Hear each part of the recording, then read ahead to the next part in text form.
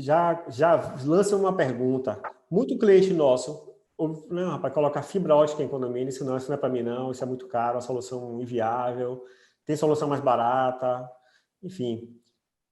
O que é que você tem para dizer para a gente sobre isso aí? É uma solução muito cara ainda? Como é que está esse mercado? Boa noite. Vamos lá, boa noite pessoal. Primeiro, agradeço mais uma vez aqui o convite da H2i, participar aqui desse treinamento, vamos dizer assim, e levar conhecimento para vocês. Como eles falaram, se vocês tiverem dúvidas, pode mandar aqui, que a gente tenta responder todas. Se não tiver o nosso alcance, a gente pode responder para o pessoal da H2i, depois eles mandam as respostas para vocês aí, tranquilamente. Pegando a pergunta aqui do Vilmar, né? Isso é bem comum da gente ouvir, que fibra ótica é caro para instalar no condomínio. É melhor colocar um sistema analógico ou é melhor colocar um sistema IP passando cabo de rede e tudo mais? Bom, primeira coisa que eu tenho para dizer é que caro é quando a gente compra alguma coisa que não nos atende plenamente. A gente põe muito dinheiro naquela tecnologia e ela não traz o retorno de acordo com o valor que eu investi. Quando a gente fala da fibra ótica, por que eu estou falando disso, né? Porque na tecnologia de fibra, você está montando um meio que a gente chama de a prova de futuros. É um meio que a física por trás dele não vai mudar nos próximos séculos, eu acho, né, que é a propagação da luz, das ondas eletromagnéticas dentro da fibra. E dentro desse meio, você pode colocar todos os serviços que são IP. Então, vamos imaginar que você vai lá num condomínio montar um sistema de segurança eletrônica, CFTV. Aí você monta lá um sistema analógico, lá com power balloons e faz aquela instalação. Aí o cliente te liga pedindo agora um serviço de comunicação. Ele quer interfonia que não tem no condomínio. Você vai lá e faz um projeto para ele de cabeamento de comunicação, cabeamento ali par trançado e tudo mais. Beleza? Passou para o cliente. Depois o cliente pede Wi-Fi nas áreas comuns. Você vai lá, faz um projeto de rede para esse cliente, para lançar cabo, pontos de rede dentro de todo esse condomínio. Se você botar na ponta do lápis, só essas 3 tecnologias, você vai ter que construir 3 meios diferentes para colocá-las para rodar. Quando a gente fala de fibra ótica, você vai ter o mesmo meio, na mesma fibra, na mesma rede ótica, você consegue colocar todos esses serviços se eles forem IP. Então, você consegue comunicação dentro do condomínio através da tecnologia IP, você consegue CFTV dentro do condomínio através da tecnologia IP, você consegue internet dentro do condomínio, você consegue tudo que é IP dentro da mesma infraestrutura. E aí você já deixa de ser caro, né? Porque você vai montar uma infraestrutura só para atender diversos cenários diferentes, quando na verdade você teria que montar uma infraestrutura para cada coisa, um cabeamento para cada coisa, uma tubulação para cada coisa, porque tem serviços que você não pode misturar ali no mesmo cabeamento, você gastaria muito com infraestrutura, com tempo de instalação e tudo mais. Então, quando a gente fala de projetos de fibra ótica para o condomínio ser caro ou não, é caro se você olhar só o custo do equipamento comparando com a tecnologia analógica ou rede, um switch, por exemplo, pegar uma OLT e comparar com um switch. Se você comparar, o preço da OLT é maior do que o switch. Só que a fibra ótica ocupa menos espaço, não sofre interferência eletromagnética, as distâncias são muito maiores e aí você acaba reduzindo o custo com infraestrutura. No final das contas, e no mesmo meio você vai poder colocar diversos serviços. Então, no final das contas, você pode ter até economia, e a gente já ouviu isso, de clientes que tiveram um projeto com custo menor utilizando fibra ótica do que utilizando o cabeamento, o TP ou sistemas de CFTV analógicos, né? Isso é até um diferencial quando você vai atender um condomínio, de que, por mais que ele queira só CFTV IP, por exemplo, você já pode deixar a infraestrutura pronta para adicionar outros serviços. Depois, o cliente ele só vai adicionando ali na rede ótica. O cliente vai ver isso como, putz, o cara veio aqui e já montou um negócio que vai me atender pelos próximos anos, que eu não vou precisar montar uma infraestrutura nova. É um diferencial e o cliente passa a te ver como uma empresa que não está oferecendo só uma caixinha, né? Está te oferecendo uma solução, efetivamente. Então, não é caro, não precisa ter medo, porque também não é difícil, né? Vou até pegando o gancho aqui de um outro tópico que tem aqui, que é uma dúvida bem comum também. É caro e é difícil. Fibra ótica é um negócio de outro mundo, eu preciso estudar muito para isso, é luz, eu não conheço nada. Não é difícil também. Acho que o mais difícil o instalador já faz, que é lançar cabo, que é passar o cabeamento no poste, infraestrutura, o trabalho pesado mesmo, né? O instalador ele vai ter que fazer, seja para o analógico, seja para o cabo de rede, seja para qualquer um. E essa é a parte mais trabalhosa. Depois que você faz isso, a parte de configuração e implementação é tão simples quanto montar uma rede de switches e tudo mais. Claro que... Fabrício, Pode eu falar. diria que é visionário, cara.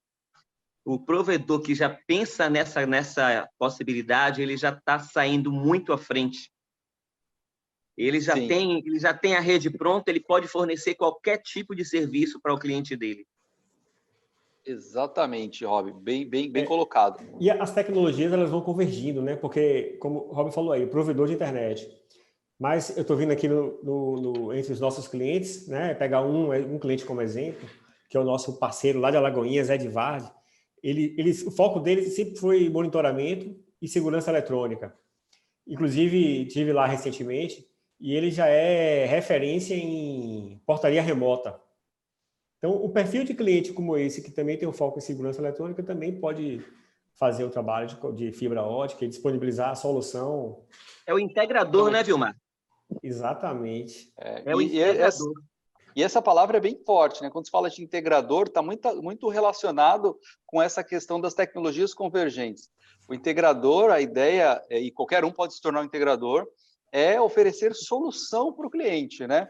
E quando você tem um meio, que nesse meio você vai conseguir colocar diversos serviços lá, isso é convergência. E a tecnologia está indo para isso. CFTV IP, interfonia IP, a gente já tem ali os módulos que você coloca lá, os XPE IP, que você pode colocar lá na portaria, tem os sistemas lá dos ALO, que são IP também, são rede, a gente tem a parte de comunicação em nuvem, através do Wide Cloud e os nossos telefones IP, a gente tem a parte de CFTV IP, Defense, então as tecnologias estão indo para a rede. Vai chegar um momento que não vai ter outro caminho, a não ser ir para a rede. Então, por isso que é importante para quem tem essa visão de que a tecnologia é difícil, já pensar em entrar, já pesquisar. Nós temos bastante conteúdo que fala disso no nosso portal de treinamentos, que ensina desde o conceito ali de redes óticas, passando por configuração, inclusive tem uma certificação de rede ZPON, que lá a gente mostra a parte conceitual, depois a parte de configuração e a parte de configuração avançada, mostrando justamente esses cenários de comunicação, de CFTV e de internet no mesmo meio, né? É importante olhar para a integração e se tornarem integradores, né? Deixar de oferecer só uma solução, só uma tecnologia, e oferecer solução. Essa certificação que você falou, Fabrício, ela é EAD, é online? É EAD. Certificação em redes ZPON Intelbras. É uma trilha e tem, somando tudo, dá mais de 60 vídeos. É um conteúdo extremamente rico que tem lá e gratuito. Você aprende desde o que é a fibra ótica, o que é cálculo de potência, o que é o splitter, toda a parte de rede ótica, ponto a ponto e ponto multiponto. Fantástico. Depois a configuração da OLT, configuração das ONTs para o cenário de CFTV, para o cenário de telefonia e tudo mais. Então, tem bastante conteúdo lá. Como é que ele faz para participar? O cliente faz para acessar? Não só o cliente, né? O nosso pessoal da nossa equipe também, vendedores, também podem participar. Também, é só entrar lá no treinamentos.intelbras.com.br e procurar lá por certificação em redes EPON. Lá a gente mostra a parte de EPON e em breve deve ter o módulo GPON também, só que o conceito de rede ótica é o mesmo para o GPON e para o EPON. Então, a maior parte do curso vai servir para as duas tecnologias, né? E para o condomínio, é muitas vezes mais vantajoso iniciar com o EPON, que é uma solução para menos portas e para um tráfego menor, e o provedor de internet, que tem muitos pontos, né, e o tráfego muito alto, geralmente migra para uma tecnologia GPON. Então, tem bastante conteúdo bacana lá. Legal. Pessoal, quem quiser fazer alguma pergunta, pode habilitar o microfone e fazer a pergunta a qualquer momento, tá? Não precisa esperar o final para perguntar, não. Então, A Érica a pergunta vai ter sorteio de brindes. Boa pergunta, boa pergunta. Grande Igor da Vilas Tech, Lauro de Freitas. Érica, vamos ter sorteio de brindes? Vamos, com certeza. Vamos Esqueci de falar sortear desse detalhe importante, ainda bem que Igor lembrou. Vamos sortear o quê? uma chopeira da Heineken. Oba, oba. Eu também estou participando. Baixa meu nome aí, Érica, por favor. Pode deixar. Fabrício, eu tenho uma pergunta a fazer. Como a gente está falando aqui, fibra ótica em condomínio, fibra ótica, ela pode ser aplicada em qualquer cenário, em qualquer segmento, como eu falei, né? Tem informática, tem provedores e tem os técnicos e CFTV. E outros segmentos. Hoje, com casa inteligente, né? Como o Vilmar citou aí, o próprio Edvard, ele tem uma portaria remota lá em Alagoinhas. Eu queria fazer a pergunta seguinte: usando para câmeras ou para provedor de internet, existem muitos ativos na rede dentro de um condomínio, porque é onde a maioria das perguntas vem é o seguinte: de onde é que ele vai puxar a alimentação? No caso das câmeras e para provedor de internet, existe uma diferença, ou gasto mais aqui, gasto menos ali? Como é que se encaixa aí esse... Quando a gente fala de fibra ótica, a gente está falando de rede passiva, ou seja, o sinal que trafega dentro da fibra é um sinal de luz, ele não conduz eletricidade. E a fibra, geralmente, diferente do cabo de rede, né, que você consegue usar o PoE, por exemplo, para mandar alimentação, ou aqueles cabos coaxiais que já vai com um parzinho ali de alimentação, na fibra não tem. Então, quando a gente fala desse cenário, você vai precisar de pontos de alimentação em determinadas regiões do condomínio. Você não vai precisar de um ponto de alimentação para cada câmera, porque você pode misturar as tecnologias. Você pode, por exemplo, vamos imaginar um condomínio horizontal que você tenha câmeras no poste, uma esquina. E aí você tem 3 câmeras lá, 4 câmeras, um cruzamento. Aí você tem uma câmera para lá, uma para lá, uma para lá e uma para cá. Essas 4 câmeras, você pode alimentá-las com switch PoE, né? Colocar o switch ali, porque elas estão próximas, alimentar elas com o switch, e ali embaixo você pode colocar, ou no poste mesmo, você pode colocar um sistema de energia solar off-grid, ou usar a alimentação do próprio condomínio para ligar essas câmeras através do switch e pôr um no-break ali. Por que se alimenta, por que se usa, né, a alimentação centralizada nos sistemas de CFTV? Porque quando acaba a energia, o sistema continua mandando alimentação, correto? Acho que essa é a ideia de você manter a alimentação centralizada. Se você coloca um no-break lá no local, você garante que isso continua acontecendo. Caso acabe a energia, você vai ter a alimentação daquelas 4 câmeras através do no-breakzinho que está lá naquela caixinha. Mas o no-break é caro, Fabrício. Eu vou colocar o no-break lá, eu vou encarecer o meu projeto. Só que você já economizou centenas de metros de cabo elétrico ali no meio do caminho. Então, essa grana que você economizou de cabo, e não é só o cabo, né? Infraestrutura para passar o cabo, tubulação, você não pode passar junto com cabo de rede e tudo mais. Essa economia que você fez no meio do caminho, você pode investir no no-break e uma caixinha lá você vai ter que ter de qualquer forma. E caso acabe a energia, o seu sistema continua funcionando, porque o sinal que passa dentro da fibra ótica é passivo. Então, a alimentação, no caso de uma tecnologia PON ou fibra, né, não dá para ser centralizado.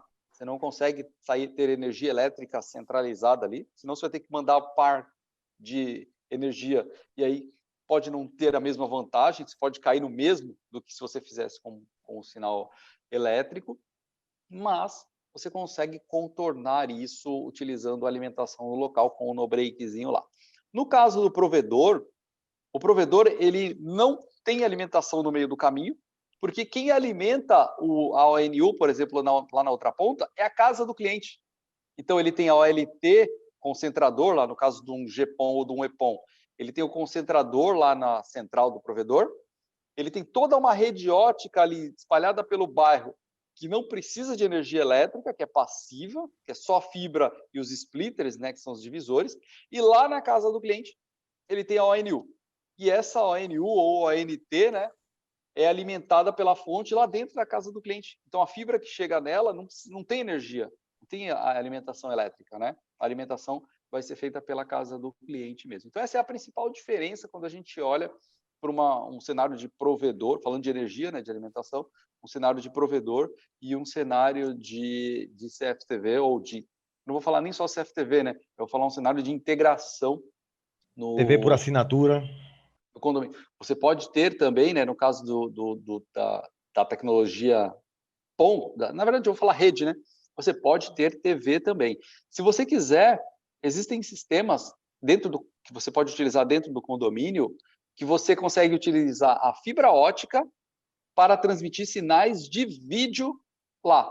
Então, não é um sinal de rede. Você pode fazer o cabeamento de fibra no condomínio, oferecer rede, todos esses serviços que eu falei aqui, CFTV, interfonia, comunicação, tudo isso.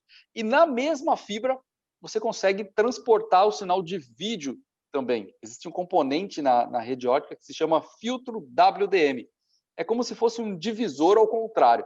Nele você entra com o sinal de rede, o sinal óptico de rede, e entra com o sinal de vídeo também numa frequência, eu vou chamar aqui, que a gente chama de comprimento de onda, mas para ficar mais fácil o entendimento, uma frequência diferente dentro da mesma fibra.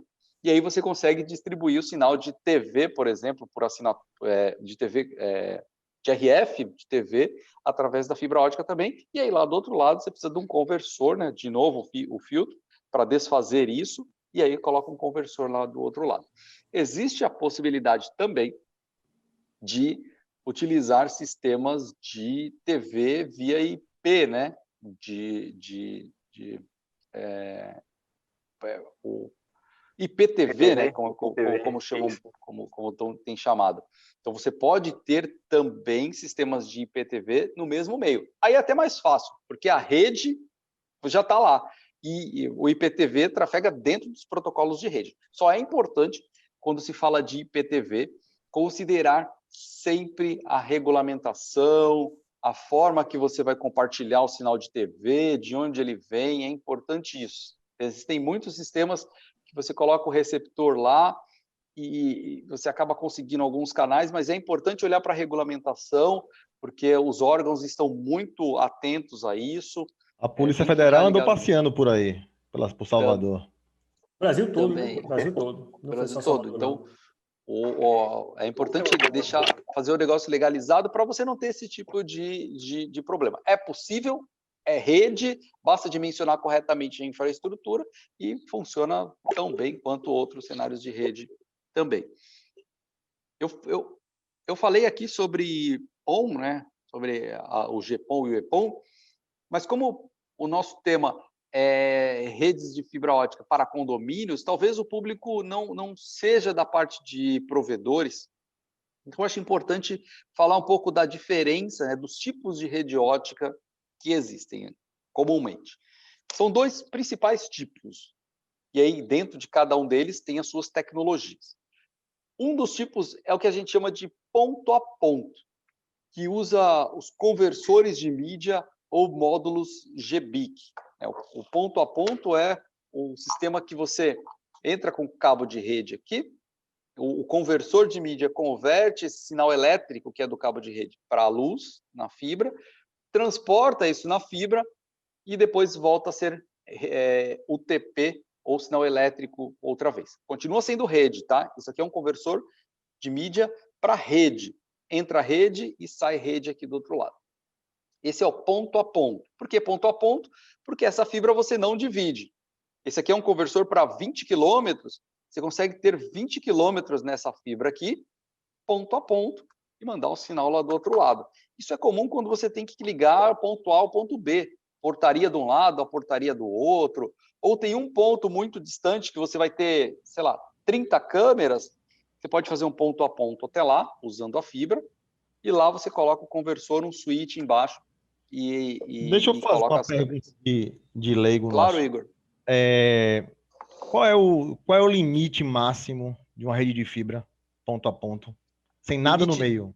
Limite de quê? De distância? Distância. Ponto a ponto, existem módulos para diversas distâncias. Os módulos mais comuns, esse tipo de módulo aqui que a gente tem, é para até 20 quilômetros. Existem soluções ponto a ponto para 60 quilômetros, para 80 quilômetros, mas são soluções muito específicas, né? Para você fazer a conexão de um ponto A e de um ponto B. E aí, nesses casos, você consegue ponto a ponto de 80 quilômetros sem nada no meio, só fibra. No caso desse tipo de conversor, que são os mais comuns, é para até 20 quilômetros. Essa fibra aqui, posso ter 20 quilômetros. No caso do próximo, não sei se deu para... Se eu respondi, Igor? 100%. Maravilha. No próximo cenário, né, que são as fibras, é o cenário ponto-multiponto, que aí você usa as tecnologias que a gente chama de PON, e aí dentro do ponto-multiponto existe o GPON e o EPON. É um pouco diferente disso aqui. Aqui é ponto a ponto, então no meio do caminho eu não tenho nada, só a fibra. No caso das tecnologias PON, eu tenho uma OLT, um concentrador, eu tenho um aqui que é uma OLT GPON. Cada uma das portas dessa OLT aqui, eu posso dividir a fibra, no caso do GPON, em até 128 pontas. Essa é uma OLT GPON com 8 portas PON. Então, eu consigo 1.024 pontas de rede com esse equipamento aqui. Ele é um equipamento de 1U, né, de rack. Então, eu consigo dividir a fibra, as 8 portas, cada uma delas em 128 pontas, através dos splitters que vão ali no meio do caminho. Então, essa é a principal diferença. O ponto a ponto, conversor de mídia, ponto A e o ponto B, e as tecnologias PON é um ponto, um módulo na OLT, que é esse módulo aqui que vai na porta, o módulo PON, né, no caso desse aqui é um GPON, e dessa fibra que sai aqui, eu consigo dividir ela em 128 pontas através dos splitters. Qual que é a vantagem desse sistema? Que você reduz custo com infraestrutura. Você vai sair com uma fibra dali, quando chegar num determinado ponto, você vai ter uma caixa com um splitter lá dentro, no poste, e vai dividir isso. Uma parte pode ir para lá, uma para lá, e uma para lá, e essa fibra continua. Chega no outro ponto, você divide outra vez, distribui para cá, para lá, e assim vai. E lá na ponta, né, do outro lado, né, nessa outra ponta que eu falei, aqui é uma, e do outro lado são 128. Eu tenho as ONUs ou ONTs. Nesse meio do caminho, eu não tenho nenhum ativo, só passivos, que são os splitters, os conectores e tudo mais. É por isso que se chama PON, é Passive Optical Network, rede óptica passiva. Fabrício, sempre que eu estou iniciando na parte de fibra agora, sempre que eu ouço falar de fibra, sempre as pessoas comentam que acaba barateando o custo, né? Pelas soluções e tal, são propostas. Porém, todavia, contudo, quando a gente fala de qualidade, a gente começa a botar uns ativos, alguns dispositivos no meio do caminho, em que o custo sobe absurdamente. E no final das contas, até fica mais caro do que o tradicional. Então, até que ponto, de fato, é essa questão desse custo-benefício? Eu te dou um exemplo. No caso do ponto a ponto, você deve fazer já sistemas IP. Então, você sabe mais ou menos quanto custa um metro do cabo Cat5e. Eu não sei quanto custa por região, mas eu vou chutar aqui um valor. O metro do cabo Cat5e vai custar R$ 1,50. Na H2Z, 84 centavos na H2Z. 84 centavos aí na H2Z. Preço, manda o link. Preço. Já manda o link para o Igor aí, que ele já vai comprar umas caixas. No caso do cabo drop, que é esse daqui, ele sei lá, é 4 vezes mais fino do que um cabo de rede. 84 centavos e vai trocar a cada 1 ano. Fibra você lança uma vez e é 20 anos.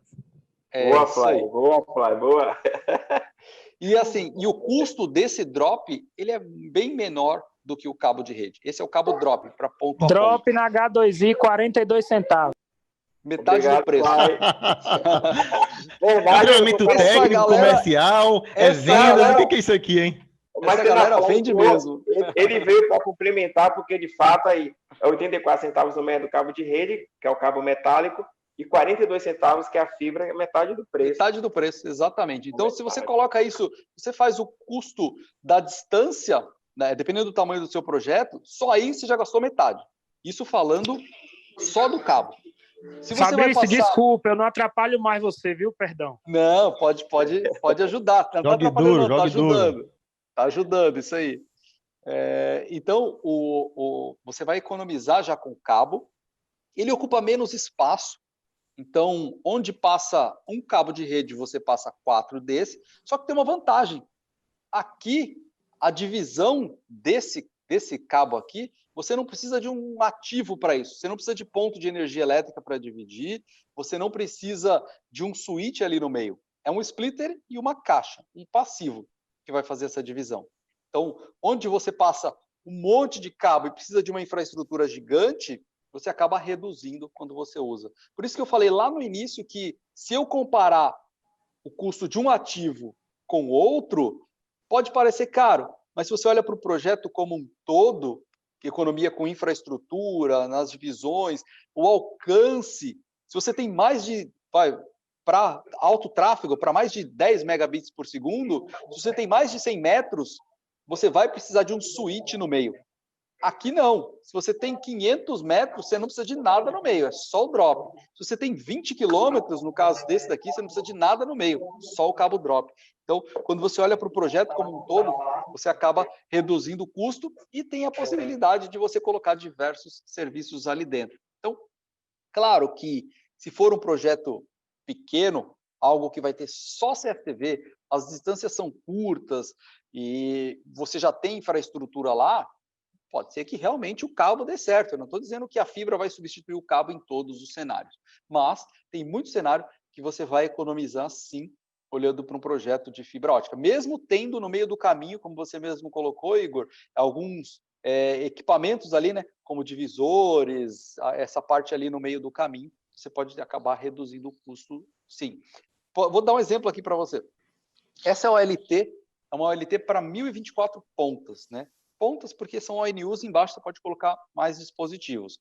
Para ter 1024 pontos de rede com switch, nem vou fazer essa conta aqui porque é muito difícil saber quantos switches vai dar de 24 portas para ter, 10 dá 240, dá uns 15 switches aí, é isso?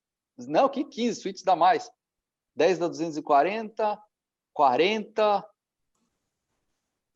dá uns 40 switches aí, mais ou menos.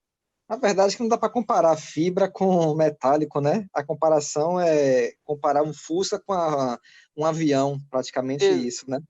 Exatamente, mas esse comparativo é o que a galera faz. Geralmente a galera compara o que já existe com o que está para se conhecer, né? Então, a gente O cabo de rede, eu sempre digo, eu tenho um pouquinho de experiência com o TP, é o seguinte, ele não foi feito para o uso externo. Os primeiros começaram num ambiente não controlado, conseguiram soluções, os fabricantes, para não perder mercado, foram melhorando, botando dupla capa, botando capa com proteção UV, mas ele não foi feito para aquele ambiente inóspito, no meu ponto de vista. Existem soluções que atendem, né? Como eu falei, não é todo projeto que a fibra vai encaixar. Tem projetos que, realmente, se você comparar o custo, pode ser... Alguém com o microfone ligado aí, gente. Ligado e com interferência. Pode continuar, Fabrício. Se você comparar o custo, pode ser que naquele projeto a fibra não se enquadre, não se encaixe, mas pode ser que a fibra atenda boa parte dos cenários. O cabo, como você falou, ele talvez não tenha sido desenvolvido lá não tenha na sua concepção, né? Não tenha sido pensado para ser externo, mas os fabricantes adaptaram ele para essas soluções, mas você ainda tem as limitações das distâncias. E uma outra limitação que existe no cabo é a interferência eletromagnética. No caso do cabo de rede, você não pode passar ele junto com energia elétrica. Não pode. A gente vê as pessoas passando, mas o tráfego que você teria de, 100 mega ou de 1 giga num cabo Cat5 homologado, tudo certinho, Se você passa ele junto com energia elétrica, você não vai ter mais... Fabrício, eu ouvi de um cliente esses dias que ele falou o seguinte: a melhor função do cabo de rede é fazer eu ganhar dinheiro para botar fibra ótica. É uma abordagem, né? É uma abordagem. Tem cenários, como eu falei, que às vezes vale a pena você colocar o cabo. Por exemplo, cenários indoor, num prédio, por exemplo. Às vezes é mais vantajoso você usar o cabo, porque já está tudo ali. Você já tem energia, você tem infraestrutura, as distâncias são curtas. Beleza. A ideia de rede possibilitar você colocar diversos serviços é a mesma, seja no cabo de rede ou na fibra. Só que, dependendo do cenário, o custo pode ficar maior utilizando o cabo ou a fibra ótica. Mas pode ser, como você falou, o cabo pode abrir uma porta aí para você entrar com a fibra ótica. E importante também, tá? As coisas, elas podem e devem coexistir. Você não precisa, por exemplo, num cenário de condomínio, passar uma fibra para cada câmera, como eu falei ali atrás. Você pode passar uma fibra até um ponto, nesse ponto colocar o switch e distribuir através ali para as câmeras que estão próximas, com o PoE, através do cabo de rede também. Então tem que pensar em mesclar as duas coisas para você conseguir oferecer a melhor solução para o cliente, né? Mesclar com rádio também e com outras tecnologias, né? Quando a gente fala da questão da interferência, o cabo de rede, você sofre interferência, como eu estava dizendo, se você passar junto com outras soluções, e você também, e na fibra ótica você não tem isso. A fibra ótica você pode passar junto com qualquer coisa. O sinal que passa aqui é de luz, então você pode passar ela junto com qualquer coisa que não vai sofrer interferência pela fibra. Se você tiver energia elétrica passando ali, sei lá, 12 VDC, passando ali junto com a corrente alternada ali da energia elétrica, do AC, né? Pode ser que o 12 volts sofra interferência, mas o sinal de rede que passa aqui dentro não sofre. Então você economiza mais ainda com infraestrutura se você puder passar junto com o cabeamento com a tubulação que já existe ali. Alguém colocou no comentário que apareceu aqui na tela, né, que a fibra ótica não tem interferência, mas tem atenuação, apareceu aqui. A questão da atenuação, você facilmente convive com ela, fazendo o cálculo da potência correto, tá? Você consegue, com isso aqui, com esses dois conversores, 20 quilômetros, mesmo sabendo que o sinal aqui dentro, no comprimento de onda que esse conversor trabalha, vai ser atenuado.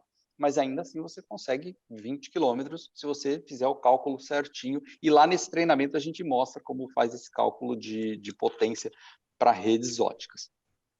Outra vantagem, que essa não é bem uma vantagem em relação ao cabo. No caso do cabo de rede, você tem ali os cabos que são os mais comuns, as conexões, que são Fast Ethernet e Gigabit Ethernet, e aí tem 10 GB também, que são tecnologias mais recentes e que você consegue um tráfego maior no cabo de rede. Então tem 100 mega, 1 GB, 10 GB e devem vir outras soluções aí com maior velocidade. Qual é a velocidade máxima que eu consigo na fibra ótica? Essa pergunta sempre vem. Essa velocidade depende, no caso do ponto a ponto, do conversor que eu vou utilizar. Esse aqui é um conversor fast. Então, nessa fibra ótica aqui, eu passo até 100 mega. Nós temos esse conversor aqui, um par desse conversor aqui, que é o conversor giga. Então, nessa conexão aqui, usando o conversor giga, eu vou passar 1 giga de tráfego a 20 km, tá? Ela tem atenuação, mas em 20 km eu consigo 1 giga de tráfego nessa conexão, se o módulo for gigabit. Já nas tecnologias PON, no GPON e no EPON, as características são um pouco diferentes. O EPON, eu tenho por porta da OLT 1.25 GB nos dois sentidos, e no GPON eu tenho 2.5 GB, 2.488, 2.5 GB de tráfego por porta no sentido da OLT para baixo, e 1.25 GB de todas as ONUs, né, que são as pontas para a OLT, para a porta da OLT. Então, cada uma das portas da OLT é de 2,5 GB de tráfego, a gente chama de downstream, né? Da OLT para as ONUs. Então, a velocidade do tráfego que passa na fibra ótica, ela sempre vai depender do ativo que está conectado ali. Seja um conversor de mídia, seja o GPON, seja o EPON, seja um módulo GBIC para ponto a ponto, enfim, depende do que vai estar conectado a ela, que vai fazer essa limitação, que vai ter essa limitação, não, que vai definir qual que é a velocidade do tráfego ali na fibra ótica, né? Fabrício, tem algumas perguntas aqui no chat, deixa eu ler algumas, tá? Tem uma pergunta aqui do Leandro Viana, deixa eu procurar aqui, Leandro, grande Léo, grande profissional, conheço bem. Ele está aqui falando, ó, com as placas Metro e o custo cada vez mais baixo da fibra, creio que os projetos de CFTV ganham muito. A Intelbras tem alguma placa Metro dessas em vista? Não, nós não temos projeto de Metro Ethernet, porque eu não sei, né? Depende muito do mercado, mas esse mercado é bem pequeno de Metro Ethernet. Por quê? Porque vale mais a pena você ter um custo menor com PON, com EPON ou com GPON, porque você não vai precisar de ativos no meio do caminho e a quantidade de fibras que você precisa é menor. Uma das vantagens do Metro Ethernet, o que é? Seria basicamente um switch de fibra distribuindo vários ponto a ponto, né? Então, em vez de você ter uma OLT aqui, uma porta, você divide a fibra, você teria um equipamento, um ativo, que cada uma das portas faz um ponto a ponto com outro local. Então, nesse caso, você teria, se você tem um switch de 24 portas, por exemplo, um switch Metro de 24 portas óticas, você teria que sair com 24 fibras óticas, 24 cabos drop desse switch para baixo. A vantagem é que você tem 1 GB por porta, se for um switch gigabit, né? No caso do PON, você não precisa, para ter 24 pontas, 24 fibras saindo do ativo. Você sai com uma só, da OLT, da porta da OLT, e vai dividindo ela de acordo com a sua necessidade. Então, depende do cenário e a gente tem só soluções PON mesmo, que são GPON e EPON, ou ponto a ponto. Metro a gente não tem, e eu acho que não tem nenhuma previsão ali da gente lançar placa Metro para esses cenários, não. No caso de trabalhando com uma OLT e usando aquele 910, o PAC, né?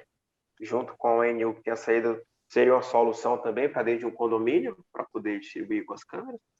Eu acho que... O switch reverso, aquele switch reverso.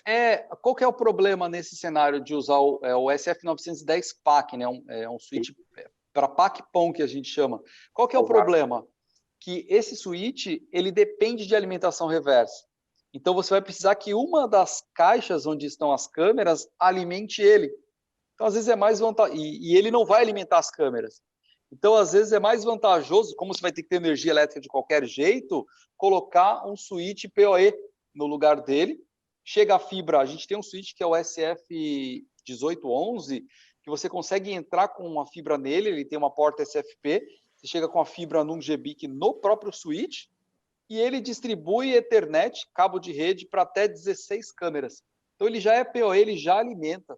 No caso do SF910 PAC, ainda assim você vai precisar dele, vai precisar de uma ONU.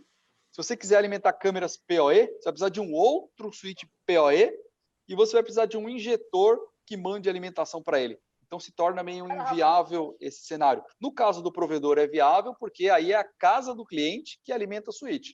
Tá tudo certo, ele reduz o custo bastante quando ele tem um cenário PAC-PON utilizando o SF910 PAC. Mas para cenários de CFTV, eu acredito que não se enquadra muito. Então, o diferencial do 1811 aí é a questão da porta SFP para poder entrar fibra. Porque no caso de switches PoE, que nós temos aí o SF500, o SF900, não entra fibra, então ele já é fora de cogitação para esse cenário de fibra ótica. Por que eu estou fazendo essas perguntas? Questão de condomínio mesmo, viu? Das ruas, as pessoas querem levar e tem condomínios que são grandes e não tem como levar alimentação para esses lugares, entendeu? Sim, sim. Quando a gente fala dos SF SF500, né? SF500 PoE e SF900, que são os menores que não têm fibra, dependendo do projeto, você pode ter ali um conversor de mídia, e se for PON, você pode usar uma ONU. Mas se você usasse o 910 PAC, de qualquer forma, você precisaria de alimentação elétrica vindo de algum lugar, através do cabo de rede. Então, não elimina a necessidade de você ter energia elétrica ou usar o SF910 PAC. Então, às vezes, é melhor você puxar um ponto ali do próprio condomínio, como eu falei lá no início, colocar um no-break para garantir, caso acabe a energia, o teu sistema continue funcionando e o tráfego venha pela rede ótica.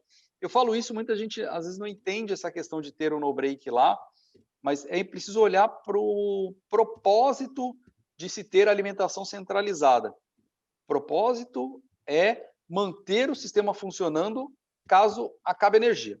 É por isso que as pessoas centralizam a energia elétrica no rack, porque aí ele coloca um no-break só, se acabar a energia, sai tudo do rack e está tudo certo. Se você descentraliza essa alimentação e coloca no-breaks menores nos pontos, você garante da mesma forma o sinal. Você só vai precisar de um ponto de energia elétrica da iluminação do muro, por exemplo, do condomínio, ou um ponto que já deva estar ali do portão elétrico. Só não pode puxar da concessionária, né? Aí não vale.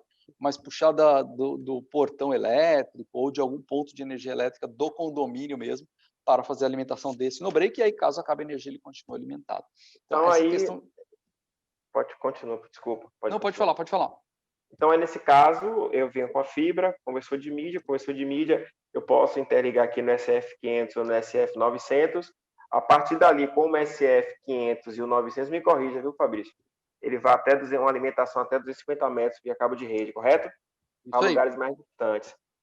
A partir dele, do 900 e o 500, eu tenho um outro maior com mais portas, quantidade maior de portas, para poder levar alimentação. Um condomínio, por exemplo, de um tamanho de um Alphaville, condomínios grandes. Tem algum outro que possa sair, que tenha mais portas para poder ligar mais câmeras, alimentar mais câmeras? Nós temos a nossa linha de switches que você consegue usar nesse cenário, são os SF500 e SF900, são PoE, e tem a função extender bem colocado, você consegue mandar dados de alimentação até 250 metros, e depois vem o SF1811, que ele tem 16 portas PoE, e dessas 16, 8 você consegue usar o extender, então 8 você manda até 250 metros e as 8 até 100, então você já tem 16, e depois vem o SG2404 PoE, que aí ele não tem extender, mas já é um suitão mesmo, é um gerenciável grandão, para você colocar até 20, se for fibra ótica, até 24 câmeras PoE conectadas. Qual o modelo desse daí que você falou? SG2404 PoE.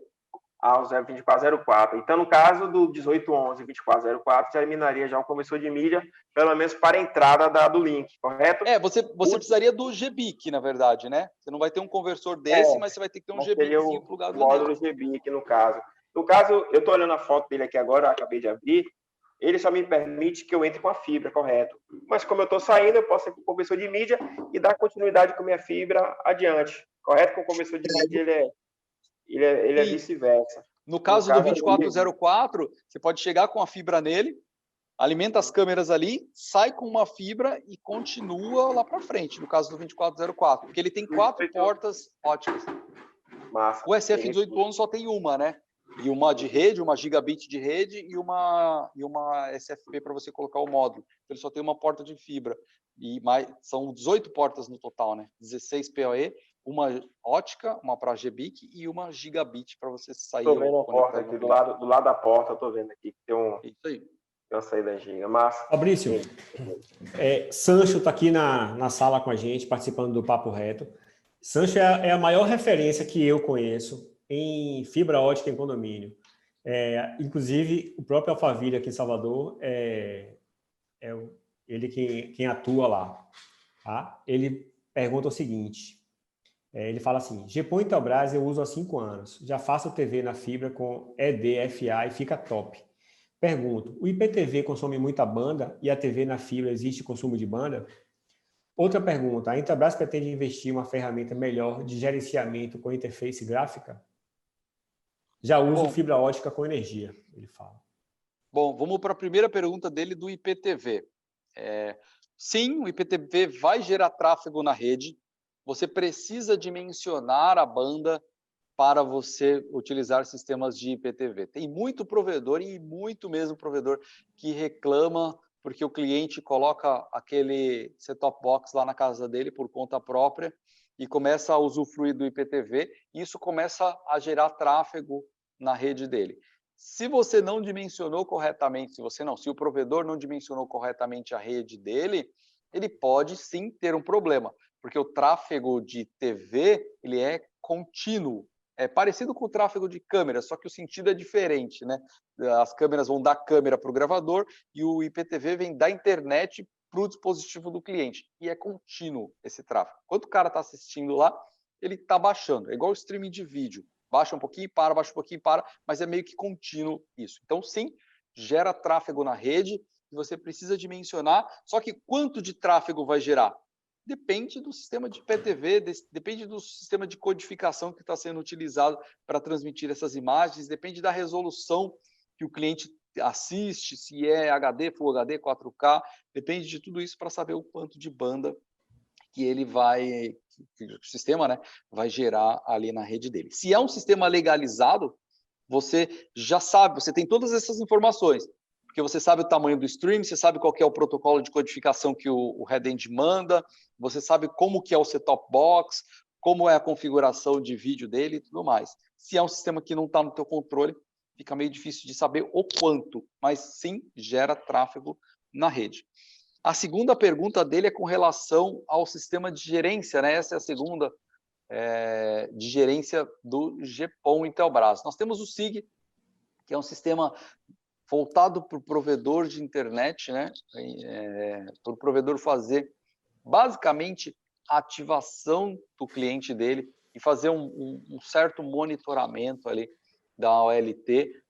Ele não é completo, ele não faz tudo que a OLT permite, então ele é mais voltado para a ativação do cliente e para consultas mais rápidas, digamos assim, para o provedor.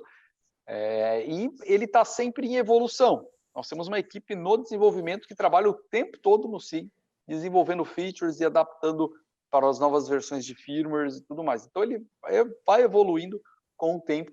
Eu não acredito que a gente vá ter um outro sistema tão cedo, né, de gestão das OLTs em Intelbras. A gente vai ter o SIG, que vai evoluindo ao longo do tempo. Tinha uma terceira pergunta dele? Não, são essas duas mesmo. Tem uma pergunta de Aldo Andrade aqui, bem legal. Boa noite, Fabrício. Sou Andrade. Já ficou bem claro que uma rede toda em fibra é muito mais em conta na construção da rede e muito mais estável. Porém, a ativação de cliente final ainda está muito alto. Por motivo que temos aqui colocar um ONU e um roteador. A Intelbras já pensou em fabricar um roteador já com Wi-Fi para baratear um pouco a instalação? Aí o Thiago Porto, sempre participativo aqui com a gente, cliente lá de Feira de Santana nosso, responde nos ajudando até. Andrade, a Intelbras já tem sim, ONT 142W. Isso aí. Nós temos várias, são 3 modelos, na verdade. Tem a 121W, a 142NW e agora a mais nova, 121AC, que é essa daqui.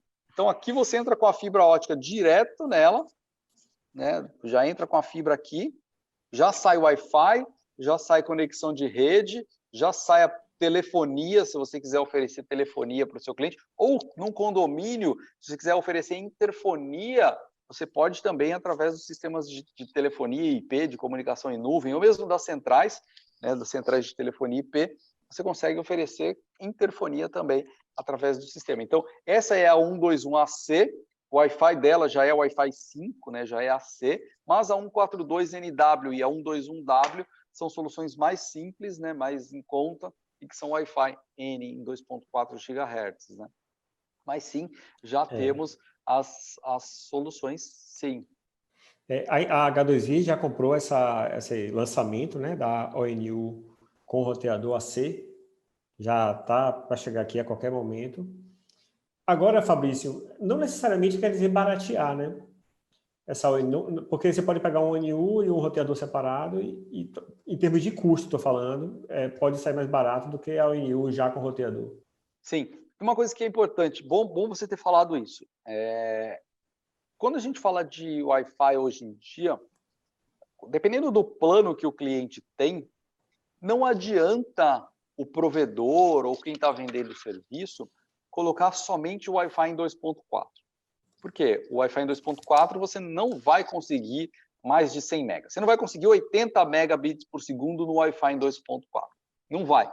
Então, se você oferece 100 MB para o teu cliente, o seu roteador já tem que ser AC. Independente do modelo do roteador. Ele vai ter que ser AC se você quiser que o cliente tenha a experiência de navegação em mais de 100 MB.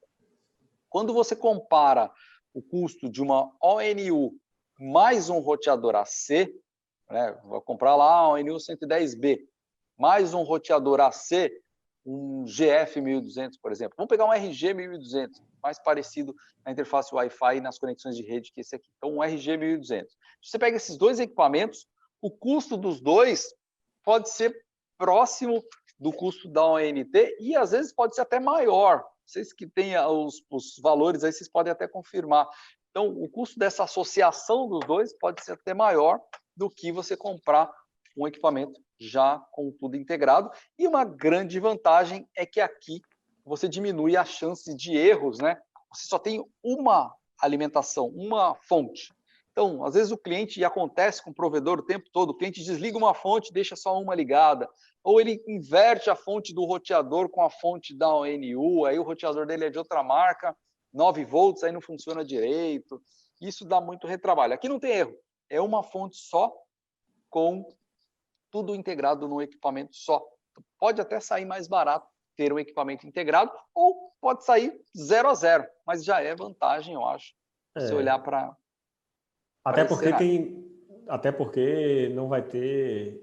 vai ter um trambolho a menos, né, na casa do cliente final. Exato. É uma coisa a menos lá.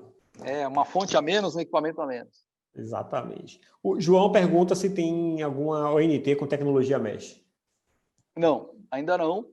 Nós temos só o TWIB mesmo. No caso, se você precisar do mesh, você vai precisar da ONU, mas o kit TWIB, para você usar o mesh, tem que ser mais de um, né? Você pode comprar ele separado como um roteador, ou você pode ter o kit, mas a gente ainda não tem ONT ou ONU com Wi-Fi, né? Com a tecnologia mesh embarcada, ainda não. O Alex fala o seguinte, pergunta o seguinte. Partindo do princípio de onde os provedores estão oferecendo altas velocidades, 128 por PON já fica um pouco defasado mesmo no GPON, no quesito garantia de banda. A Intelbras já tem ou pensa em soluções XGPON? A gente está sempre olhando para essas necessidades, sim. Nós já pensamos, obviamente, né, porque a gente está antenado com o mercado de provedores. Eu não consigo dizer se a gente vai lançar amanhã ou ano que vem, eu não sei dizer, não faço parte lá do PID, nem do roadmap dos próximos anos, mas a gente sempre olha, a gente está ligado nisso e a gente vê que ainda assim o GPON atende muito do nosso cenário no Brasil. É uma das formas de você garantir mais banda para o cliente não dividindo em 128, que você consegue oferecer mais, se divide menos o sinal. Então, em vez de colocar 128 clientes, você coloca menos, aí você consegue oferecer mais banda, teoricamente. Mas, sim, a gente já olha para as necessidades e pensa que o futuro talvez seja ter mais banda por porta-PON. Uma das vantagens da rede ótica, da fibra ótica, é justamente essa. Se chegar XGPON 10 GB, a fibra ótica vai continuar sendo a mesma. Você não vai precisar trocar a sua rede ótica. O máximo que você vai ter que fazer é talvez dividir a razão de splitagem ali, ou fazer um ajuste ou outro no seu DIO ali para fazer uma divisão menor ou maior, dependendo da banda que você vai oferecer. Mas a rede ótica é a mesma. A gente fala isso, inclusive, quando o provedor ou o condomínio quer começar com a tecnologia de fibra ótica e opta por usar o EPON. Se ele quer migrar para o GPON depois, tranquilo, ele vai trocar, no nosso caso, a OLT, e a rede ótica é a mesma. Ele só vai verificar ali qual que é a potência que está chegando, se o projeto dele foi feito corretamente. Ele não vai precisar se preocupar com refazer a fibra ótica, lançar a fibra ótica de novo, a não ser que ele queira expandir. Por quê? Porque a tecnologia é a prova de futuros. Então, EPON, GPON, XGPON, qualquer coisa que vier depois, vai usar a mesma fibra, porque a física por trás da tecnologia é a mesma, né? Se for ponto multiponto. Se for ponto a ponto também. Eu tenho um ponto a ponto aqui de 20 km, com a fibra monomodo, e agora eu quero colocar um módulo de 10 GB, por exemplo, ponto a ponto, a fibra ótica é a mesma. Não vou precisar lançar uma outra fibra ótica para isso. Basta colocar um módulo que funciona na fibra monomodo também, que não preciso voltar lá no caminho para trocá-la. Legal. O Peterson está perguntando, o grande Peterson, a Intelbras já está pensando em OLT com chassi? Olha... Gilberto, já te respondo, viu? Estou olhando aqui, já te falo. Então, chassi, eu não tenho visto caminhos nesse sentido de chassi, né? Mais portas, provavelmente, mas chassi eu não sei. Por que não? Porque não eu não sei, né? Mas por que eu não sei se seria um caminho? Uma das propostas das nossas OLTs serem standalone, ou pizza box, né, como chamam, que é um U, e você não tem um chassi, uma fonte que ela dependa de uma fonte que você encaixa ali a placa, é que você pode descentralizar a sua rede. Vamos imaginar um provedor de internet que atende aqui o bairro, a região onde eu moro, e agora ele quer atender um bairro distante, um bairro 15 quilômetros distante. Se ele tem um chassi aqui, o que ele vai fazer? Ele vai botar mais uma placa aqui e vai ter que sair com um monte de fibra até esse outro bairro e fazer a divisão lá. No caso de uma OLT desse tipo, ele vai ter uma OLT aqui. Se ele quer atender um outro bairro, ele pode mandar uma fibra daqui até lá, né, ou um parzinho de fibras, uma fibra com 2 vias que seja, de 10 GB até lá, e lá ele coloca outra OLT. Ele não vai precisar comprar um outro chassi, uma outra fonte, um outro rack gigantão para colocar só mais uma placa. Então, ele consegue descentralizar com um custo menor. Se aqui você precisar de mais portas, coloca outra OLT e show de bola. Se queimar, deu problema, vai dar problema só num pedaço da sua rede, o outro pedaço continua funcionando. Se dá problema na fonte de um chassi com 5.000 clientes, são 5.000 clientes que desligam. Se dá problema numa OLT com 1.000, as outras 4.000 continuam no ar. Então, a descentralizar e pensar nesse formato é uma forma de você chegar mais longe, atender os clientes estando mais próximos deles e também garantir redundância e estabilidade do sistema, né? Então, não sei se esse vai ser um caminho que a gente vai seguir, o chassi. Não sei, tá? Pode ser que as pesquisas mostrem que o mercado exige que seja chassi. Mas a gente tem visto que atende muito bem os nossos clientes e muitos dos nossos clientes entendem essa questão da descentralização e da distribuição dos clientes em ativos diferentes para você manter essa distribuição mesmo, a garantia de que pelo menos uma parte da sua rede funcione caso você tenha problema. E são eletrônicos. O eletrônico ele pode dar problema. O modelo da ONT AC é 121AC? Né? Isso. ONT Wi-Fiber 121AC. Pronto.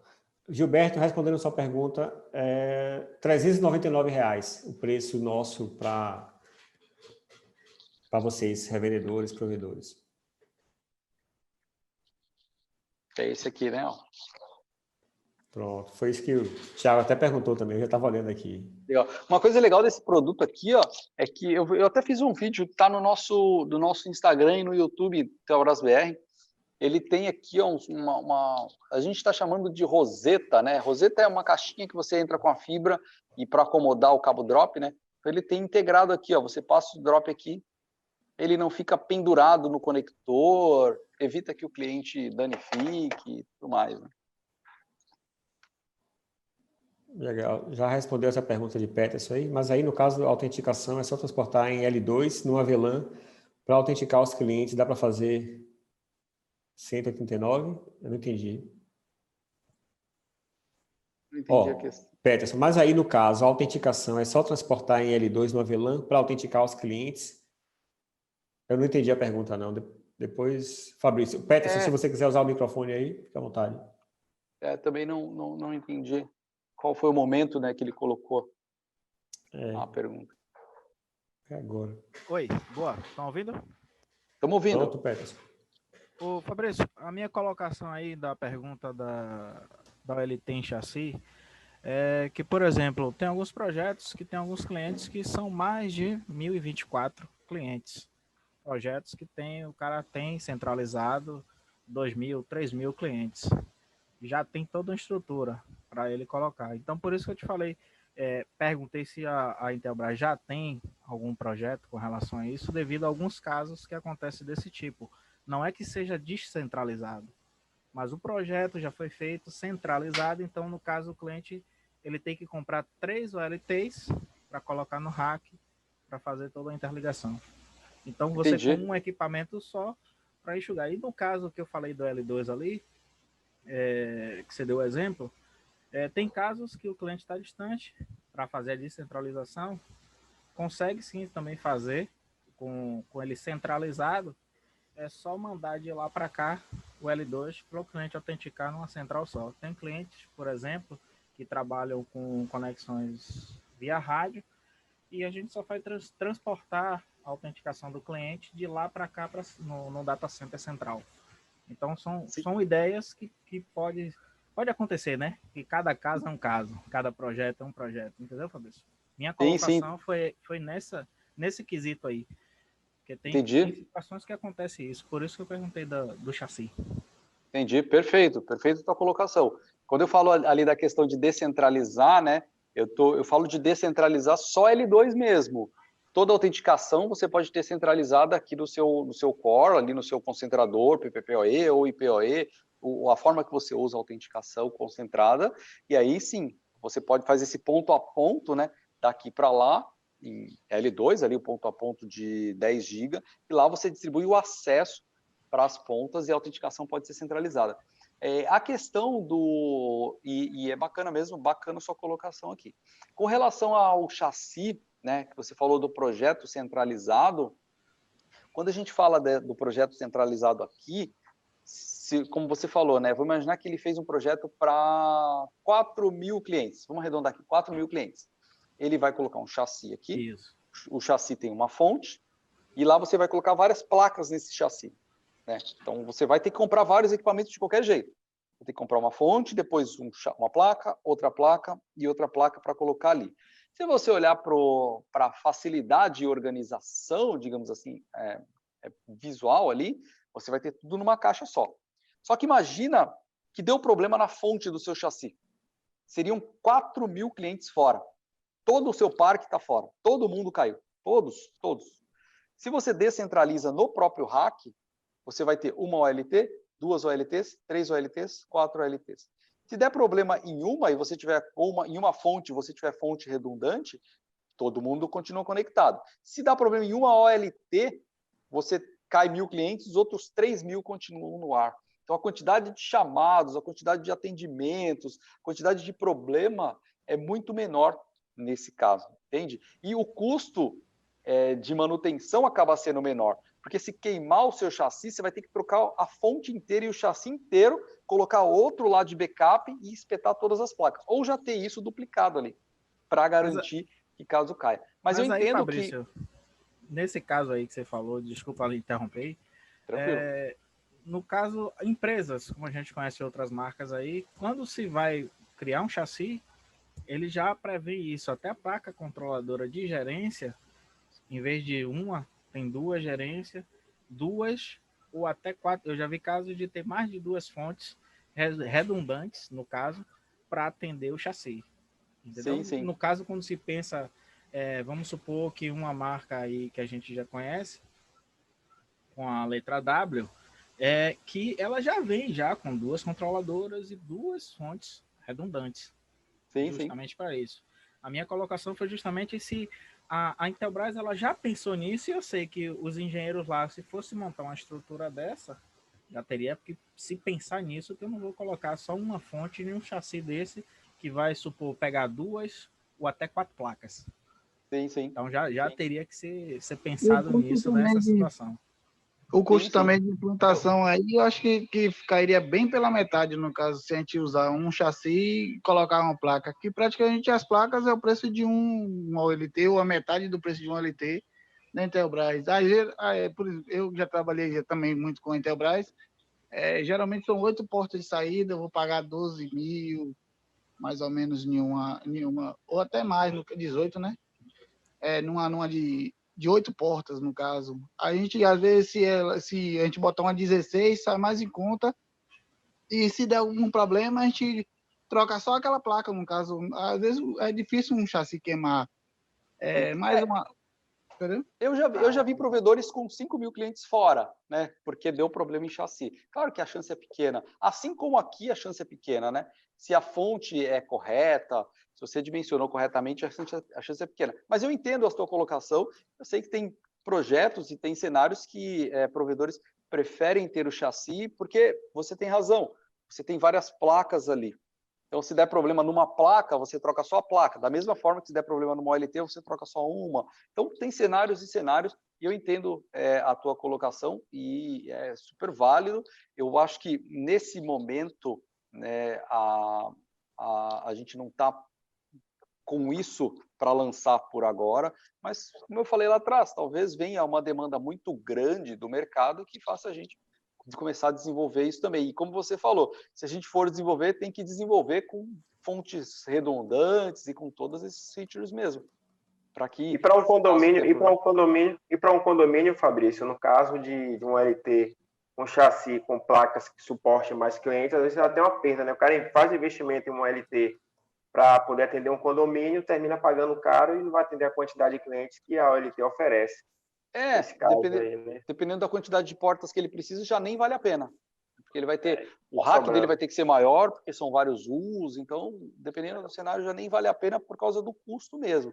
Mas tem que olhar para o investimento alto que às vezes não compensa, né? O cara faz investimento e não vai atender.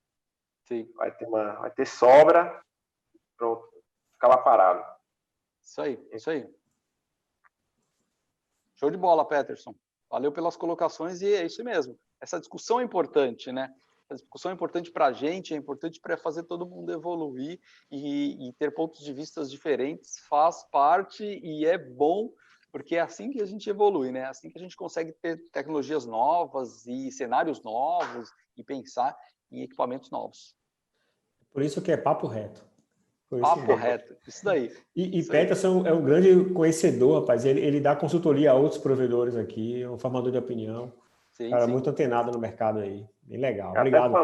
Até famoso, ele tem entrevista na TV Bahia aí, né? Né, Peterson? Show de bola. Tá me devendo uma salada de polvo lá no Uruguai. Uruguai é um bairro que tem aqui em Salvador, viu, Fabrício? Já estava imaginando na o Uruguai. Praia do Cantagalo. Então, tem mais alguma observação, Fabrício? Já passamos de 1h15 aqui de papo. Já olhei aqui os meus tópicos, passamos por todos, né?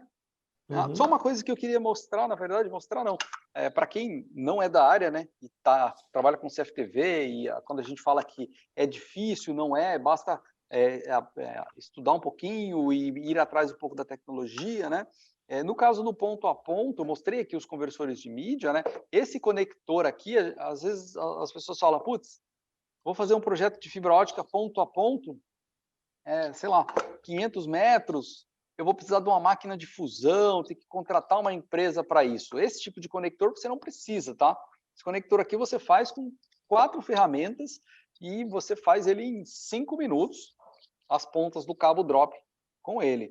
Então é muito simples de fazer nesse caso. Se você fazer um projeto ponto multiponto, né? Aí sim, um projeto maior, que você vai ter que ter splitters e que você precisa fazer um projeto de cálculo de atenuação e tudo mais.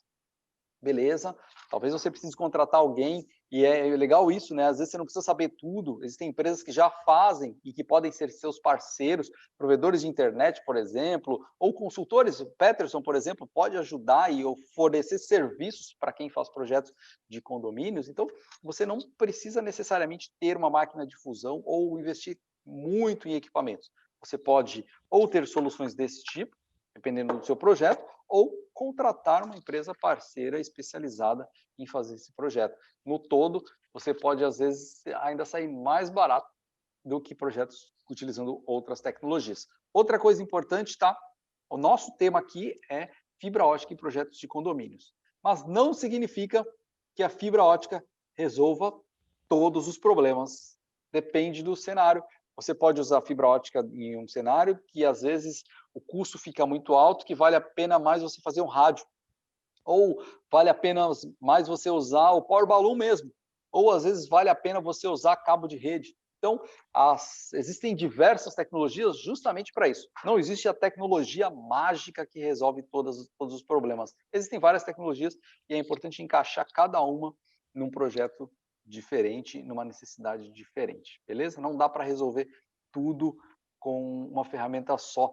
Meu avô me dizia, quando a única ferramenta que a gente conhece é um martelo, todo problema a gente acha que é prego. A gente quer resolver tudo com o martelo. Mas, na verdade, quando a gente conhece várias ferramentas, se é um prego, eu uso um martelo, se é um parafuso, eu uso uma parafusadeira, e assim vai. Então, é importante conhecer as tecnologias para você conseguir implementar a ferramenta certa, a solução certa para o projeto certo. Fabrício, você falou de ONT e falando agora da parte comercial, saiu agora na nossa tabela a nossa ONU R1. Você poderia dar assim uma explanação breve aí sobre a diferença da ONU R1 para a ONU 110? Boa. Eu não tenho nenhum modelo aqui, elas foram para um evento que a gente vai fazer essa semana, mas sim, a R1, ela tem o mesmo formato da ONU 110B, só que ela é preta, e ela substituiu a ONU 110. A ONU 110 é bridge e roteador.